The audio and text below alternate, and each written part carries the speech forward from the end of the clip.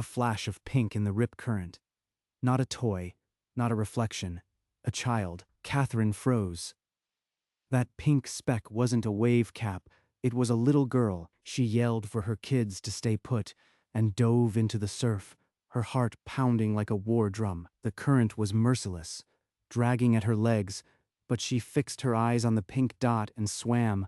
The child was 2, maybe, with curly auburn hair and a pink swimsuit, and she was drowning. Catherine's hand closed on a tiny wrist. She yanked the girl upward, gasping. Now they had to beat the rip together. Catherine swam parallel to shore, every muscle screaming. She collapsed on the wet sand, cradling the soaked toddler, as paramedics rushed toward her. Elena, oh God, I looked away for just a second. The child was breathing. Catherine gathered her kids and left without a word. She didn't know that a tourist's photo would soon bring her world crashing down. By morning, Catherine had barely slept. The hotel coffee maker hissed and sputtered, but her mind kept replaying the cold grip of the rip current. Mom, is that little girl okay? The one you pulled out of the water? She's fine, baby. The doctors took good care of her. But her phone showed nothing. No news report, no missing child alert, no follow-up. Why is there no news? A toddler almost drowns, and the world just moves on. Her children ate their cereal, oblivious to the weight pressing on their mother. Mama, why were you so brave? You just jumped right in. Anyone would have done the same, sweetheart. Now, finish your breakfast. That night, she sat on the edge of the bed, watching her children sleep, and still the silence from the beach echoed in her ears. She had saved a life. But something in the pit of her stomach told her this was not the end. Catherine jolted awake, the nightmare clinging like wet sand, pink sinking, a small hand reaching, then silence. Mom, do you think she was a princess? She had a gold necklace with a tiny crown. Just a little girl, Jada. Now, finish your breakfast. She drove them to a quieter stretch of sand, hoping new waves would wash away old fears. But her eyes kept scanning the surf, searching for a danger she couldn't name. Mom, you are not listening. Look what I found. Catherine knelt, but over Marcus's shoulder, she caught a man in sunglasses watching from the boardwalk. When she straightened, he had vanished. The prickle on her neck turned to ice. She grabbed their things without a word, her movements quick and deliberate. Back at the hotel, she latched the chain and stared through the peephole. The hallway was empty, but her heart refused to slow. The knock came just after noon, 3 heavy thuds, deliberate and unhurried, like a heartbeat through the cheap door. Who's there? Miss Catherine, my name is Reyes. I represent the family. Please open the door. She slid the chain, opened the door a crack, and saw 3 men in unmarked black suits. One held up a badge. Reyes held out his phone. A blown-up tourist photo of her on the sand, cradling the little girl in the pink swimsuit. How did they get that? And is the girl still alive? I need proof. She's okay before I go anywhere. She grabbed her phone, called the hospital directly, and a nurse confirmed Elena had been discharged in good health. Then she told her kids to pack. Reyes led them down the corridor, 2 men flanking, her kids pressing close to her sides. Inside the black SUV, the door clicked shut like a seal. Catherine held her 3 children close as the hotel shrank in the tinted window. The SUV passed through iron gates, guards waving them onward without a word. The mansion rose from the palms like a hidden palace, its windows dark and watchful. This place costs more than I'll make in 10 lifetimes. Miss Catherine, I am Lorenzo D'Alessio. You saved my daughter. Why all the secrecy? What kind of threat surrounds a 2-year-old? There are people who would use Elena to hurt me. Her existence is a state secret. Then a nurse carried Elena in, the little girl smiling, reaching for her father as if the ocean had never touched her. Catherine's hand flew to her mouth. The child was alive, whole, chattering a toddler's gibberish. She held Elena close, the same weight of life she'd dragged from the tide, now warm and breathing against her chest. That evening, Catherine gave her word in the study's quiet. She had no idea what that promise would soon demand. The next morning, Lorenzo spread a file across the table, the tourist's photo, enhanced by facial recognition software until her face was unmistakable. Our team identified you in less than 36 hours.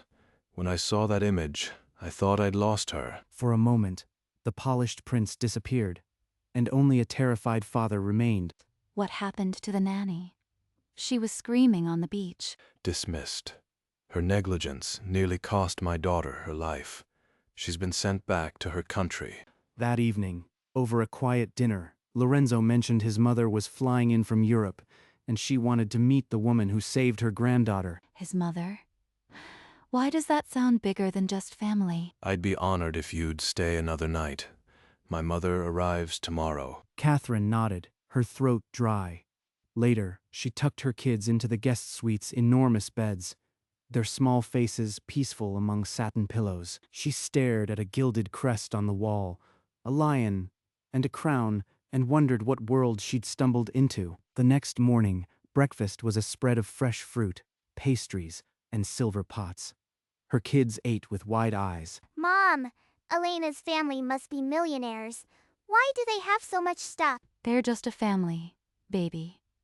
Now eat your pancakes before they get cold. After breakfast, Catherine walked the gardens.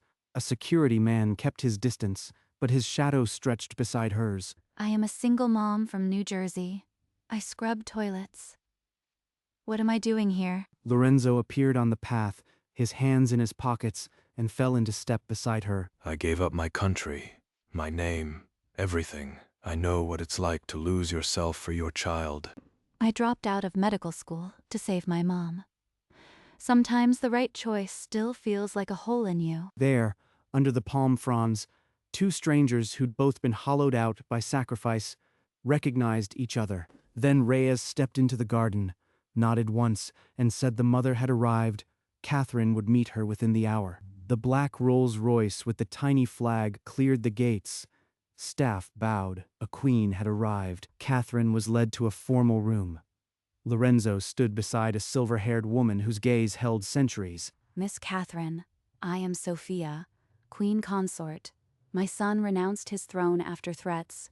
Elena is a princess. Her existence was a state secret.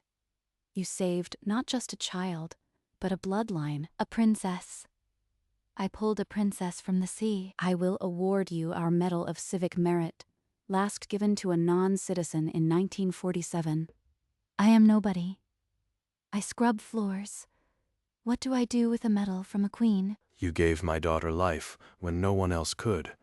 This honor is the least we can offer. Catherine's throat closed. She nodded, but inside, she was drowning in unreality. She was asked to stay for a ceremony the next day. In her room, she sat on the bed, staring at the wall, trying to breathe. Catherine couldn't sleep. She slipped out to the garden, the moonlight pale on the hedges. I often walk here when sleep refuses me. You are troubled, my dear. Why me? That medal. I am not a hero. I just didn't let a child drown. In 1947, we gave it to a nun who hid 12 Jewish children. She said the same. I only did what was right. She hid children. I pulled one from the sea. Different, but the same stubborn refusal to look away. The medal is not a reward. It is a reminder that the world needs ordinary people to be brave in small moments. If I take that medal, I am promising to protect that secret forever, to be worthy of it. Then I will accept it. Not for glory, but for the promise. When she returned to her room, the weight had not lifted, but it had shifted into something she could carry. She looked at her 3 sleeping children and whispered to the silence, "Mama's got this." Morning light filled the solarium. Catherine helped her children into fine linen clothes, their faces still soft with sleep. Mom, these clothes feel like something a princess would wear. Are we in a fairy tale? Just for today, sweetheart. Remember to be polite and stay close to me. You pulled the princess out of the water. That makes you a hero, right? I am just your mom, Jada. That's always been enough for me. A note arrived in Lorenzo's handwriting. "Miss Catherine, after the ceremony, I wish to discuss a matter of lasting importance for your children's futures." Lasting importance. For my kids. What exactly are they offering, and what will it demand? She folded the note carefully and tucked it into her dress. The weight of the day settled into her bones. Mom, are you nervous? Your hand is cold.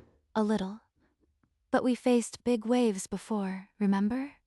We'll be fine. The solarium doors opened, and Catherine stepped into a small gathering. Sophia, Lorenzo, a few staff, and her own children, awed into silence. Sophia pinned the heavy metal onto Catherine's dress, the gold catching the light. By royal decree, for exceptional courage and selfless action in defense of our bloodline, we award Catherine the Medal of Civic Merit. Elena, in a pale dress, toddled forward with a single white rose. She lifted it toward Catherine with a tiny smile. For you. And for your children, we establish a trust that will secure their education. From this day, they will never want for opportunity. I don't know what to say. I never expected anything. I just didn't want her to drown. That is precisely why you deserve it. Thank you, Catherine, for reminding us what loyalty means. Mama got a medal from a real queen. The photographer captured one frame, then stepped back. In the quiet, Catherine felt the future press against her. A door she never knew existed had opened. When Elena is older, she will know the full story. Your courage will be recorded in our family chronicles. I hope you never need me, but if you ever need us, this number is direct. I'll keep it safe. Thank you for trusting me with her. You are so loved, little one. I'll never forget you. When you grow up, remember the ocean and the lady who pulled you out. Staff presented gifts, a storybook for Jada, a wooden car for Marcus, a plush bunny for Tasha. Catherine's eyes stung as she watched their faces light up. Look, Mama, a princess story. What do you say to the nice people? Thank you. Go with our gratitude and our silence. Catherine took a deep breath, the metal cool against her chest. She whispered one last goodbye to the little girl waving from the doorway, then climbed into the SUV beside her children. As the gates closed behind them, she felt the secret settle over her like a second skin. The SUV traced the coastline toward the airport, the Miami skyline a distant shimmer. Catherine pressed her forehead to the cool glass. Mama, can we tell anyone we met a real princess? No, baby, not ever. For Elena's safety, this has to be our secret, just us. I promise, I won't tell. We can talk about it together, just the three of you and me. That way, she's still part of us. At the airport, they moved through the crowds like any other family. Catherine kept her carry-on bag pressed against her side before they stepped out of the SUV. She gathered her children close and whispered a final reminder. Being brave sometimes means keeping a promise even when it's hard. Can you do that for me? We can do hard things, Mama. The plane lifted off, and as Florida shrank beneath the clouds, Catherine felt the weight of the secret settle in her bones. Not as a burden, but as a covenant. Their little house in New Jersey looked exactly as they'd left it. The same toys in the yard, the same welcome mat. But Catherine unlocked the door as if stepping into a stranger's life. In her bedroom closet, she pulled open a false-backed drawer and slid the velvet box inside, behind a stack of old blankets. No one can ever see this. Not my mom, not my friends. This secret is my skin now. The vacation? It was good. The kids loved the beach. To be honest, it felt like a dream. You know, one of those dreams that stays with you. By Monday, she was back at her desk in the medical records office, the hum of hospital machinery erasing all traces of silk and gold.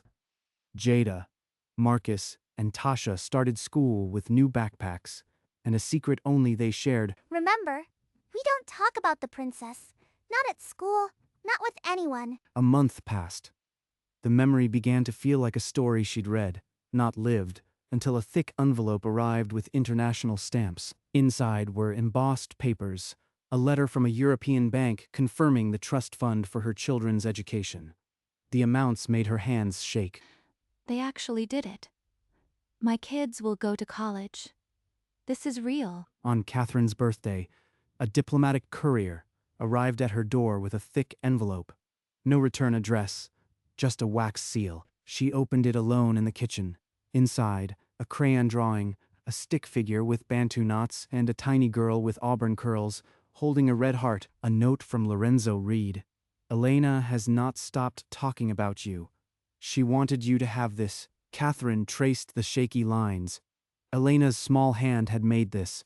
She remembered. She remembers me, all the way across the ocean. The drawing was simple, but the truth it carried, that a child knew she was loved by a stranger, broke something open in Catherine. Happy birthday to me, I guess. She laughed through tears, then carefully set the card on the mantel, next to a family photo. From that day on, a card arrived every year, each with a new drawing, a new word, a new piece of Elena growing up, and Catherine never told a soul. A year later, Jada tore open a thick envelope from a summer science academy. Mama, I got into the summer program.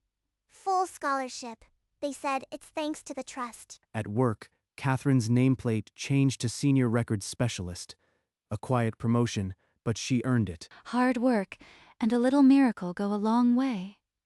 We're blessed. That August, they drove to a quiet Florida beach, far from Miami.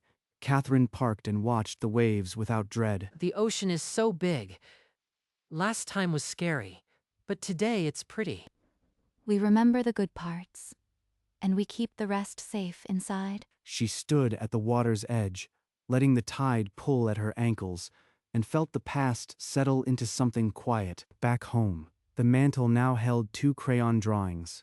Elena's latest had a tiny golden crown, and as the sun set on another year, Catherine smiled. She had kept her promise. On Catherine's birthday, a new envelope arrived, this one with a tiny gold crown embossed on the corner. She slid out the drawing. A woman with Bantu knots and a little girl with auburn hair, a golden crown floating above them both. Now she's drawing crowns. This child is going to be trouble. Mama, do you think we'll ever get to see her again? Probably not, baby. But we're woven into each other now. That's more than enough. I think it's the best secret I've ever kept. It's like we have a sister across the ocean. Later, Catherine sat alone and took out the velvet box. She only opened it once a year, on this day. The metal glinted, its weight still heavy with promise. She turned it over, reading the engraved words. I kept my promise. She's safe. That's the only honor I need. She tucked it away, then looked at the card again. A crown. Elena was drawing her own future now.